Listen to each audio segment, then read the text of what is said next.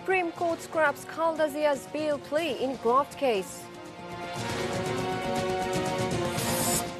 Rupur pillow scam. 11 engineers, 2 contractors arrested. Death toll rises to 13 in Kiraniganj factory fire. And Prime Minister calls government officers to spend tax money properly.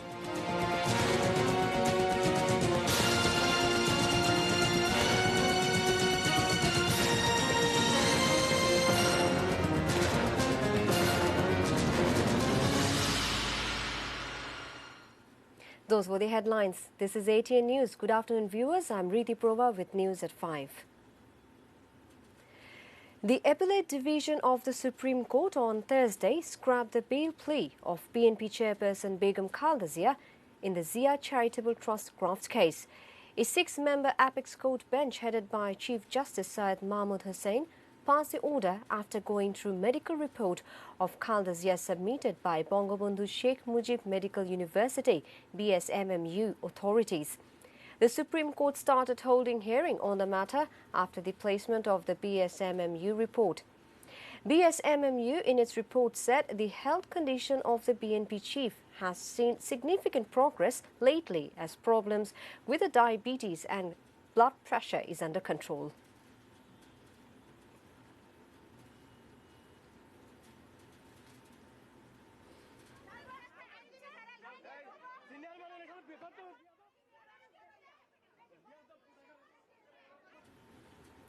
Eleven engineers of the Public Works Division, including its executive engineer and 2 contractors, have been arrested on charge of pillow scam of Rupur nuclear power plant and other charges.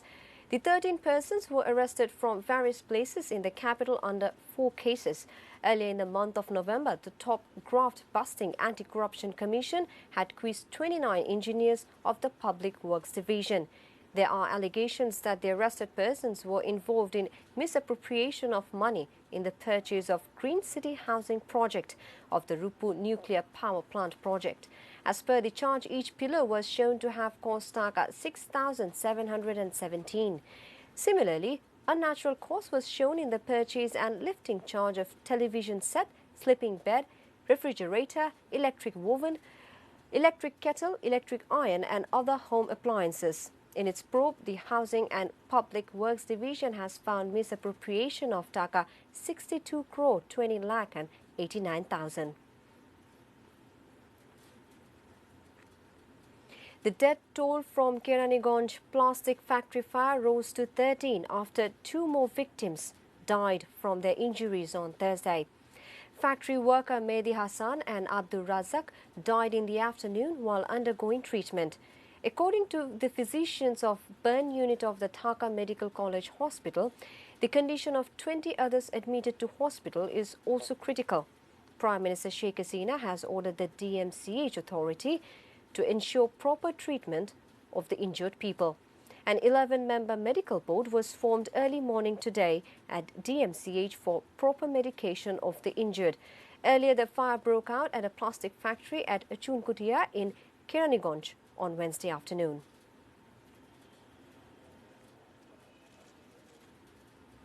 Meanwhile, Health Minister Zahid Malik said there was negligence of the owner at plastic factory fire. He assured that the government will work for ensuring the compensation of the victimized workers of the factory. The minister made the comments while visiting the injured workers undergoing treatment at the DMCH. Prime Minister Sheikh Hasina has directed the government officials to remain alert during spending public money. The Prime Minister made the directives for the fresh officers of the administration while addressing the concluding ceremony of the 113th, 114th and 115th Law and Administration courses at Bangladesh Civil Service Administration Academy in the capital Shahbag on Thursday. She said, all will have to be alert against bribery and corruption that spoil the development activities. She asked the fresh officers to pay the special attention to the ongoing drives against drug, terrorism and corruption. The Prime Minister distributed certificates among the participants of the 5-month training courses. Earlier, the officers took formal oath of discharging duty with an attitude to serve the people. Ruling Awami League General Secretary Obaidul Qadir has said measures will be taken against the wrongdoers across the country beside Dhaka through the ongoing purification drives. He made the comment while addressing the inaugural of the Council of Kurigram District Unit, Awami League, at Kurigram Stadium on Thursday. Home Minister Asaduzzaman Khan said open-air events would not be allowed on the 31st night to celebrate the New Year. The Home Minister made the comment at a meeting at the Secretariat on Thursday over the security on the celebration of Christmas Day and 31st night. He said no open-air event will be allowed for the sake of people's security. All programs must be held indoors. The Minister also said all bars across the country would remain closed on that day.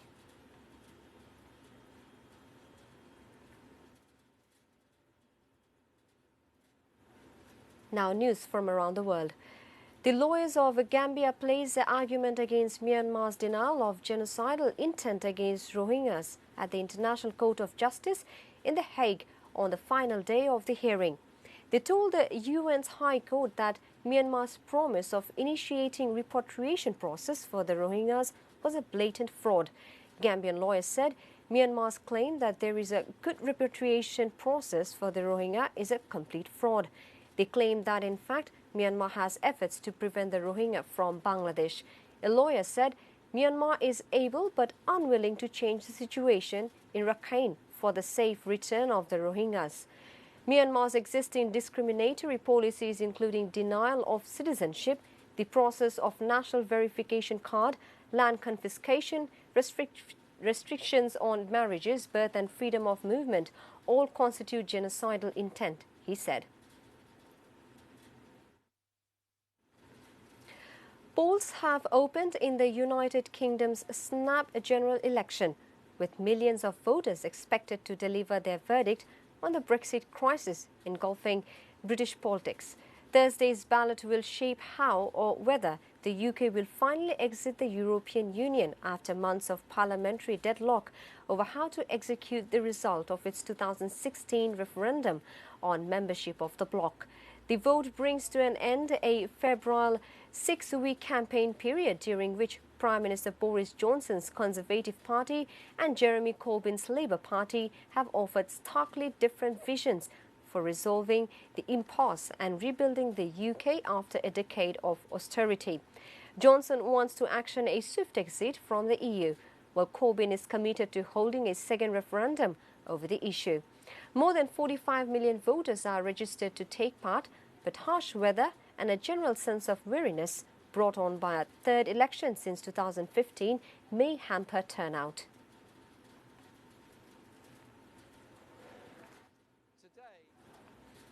The United States warned North Korea on Wednesday that its deeply counterproductive ballistic missile tests risk closing the door on prospects for negotiating peace, but said it is prepared to be flexible and take concrete parallel steps with Pyongyang towards an agreement. U.S. Ambassador Kelly Craft delivered the message at a Security Council meeting less than 3 weeks before North Korean leader Kim Jong-un's end of December deadline for the Trump administration to come up with new proposals to revive nuclear diplomacy. Missile and nuclear testing will not bring the DPRK greater security, Craft said, referring to North Korea by its official name, the Democratic People's Republic of Korea. We trust that the DPRK will turn away from further hostility and threats and instead make a bold decision to engage with us, she said. Madam President. Before ending the bulletin, the top stories once again.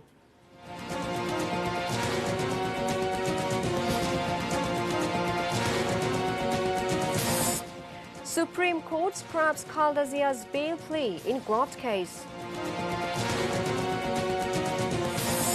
Rupur Pillow scam, 11 engineers, 2 contractors arrested. Death toll rises to 13 in Keraniganj factory fire. And Prime Minister calls government officers to spend tax money properly.